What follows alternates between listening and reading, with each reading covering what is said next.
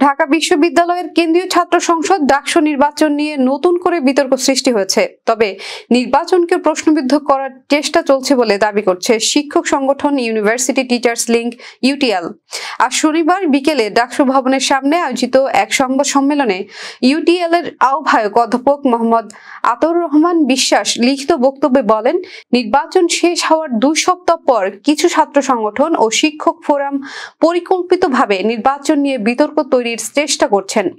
UTL এর পক্ষ থেকে বলা হয়, এই উদ্যোগ 40,000 শিক্ষার্থীর স্বাধীন রায়কে অসম্মান করার নামান্তর এবং এটি গণতান্ত্রিক প্রক্রিয়াকে প্রশ্নবিদ্ধ করার চেষ্টাও বটে। সংগঠনটি 3 দফা দাবি তুলে ধরে সামগ্রিক পরিস্থিতি বিবেচনার আহ্বান জানায়। ইউটিএল মনে করে শিক্ষার্থীরা ভয়ভীতিহীন পরিবেশে অংশগ্রহণ করেছে এবং তাদের রায় একদলীয় মানসিকতা ও প্রোপাগান্ডার বিরুদ্ধে স্পষ্ট বার্তা বহন করে।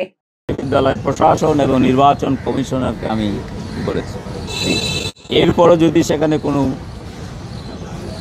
ব্যত্যয় ঘটে, আমি তো পর্যবেক্ষণ 8টি সেন্টার সেদিন করেছিলাম, ওইখানে সন্ধ্যা পর্যন্ত বা পরবর্তী সময় কোনো অভিযোগ এসছে কিনা আমি জানি না। এরপরও যদি কোনো অভিযোগ থাকে, সেই সিসিটিভি আমরা তো সংরক্ষিত রাখা, ব্যালট পেপার 3 মাসের জন্য সংরক্ষিত রাখা, এই সমস্ত দাবি 9টি দাবি আমি দিয়েছিলাম। সেগুলো বিশ্ববিদ্যালয় কর্তৃপক্ষ বাইরে নির্বাচন কমিশনার যে নির্বাচন পরিচালনা করেন, ওনাদের দায়িত্ব এটি। ওনারা এই দায়িত্বটি ঠিকভাবে পালন করেছেন কিনা, এইখানে কোনো গাফলতি হয়েছে কিনা, এটি নির্বাচন কমিশনার খতিয়ে দেখবে।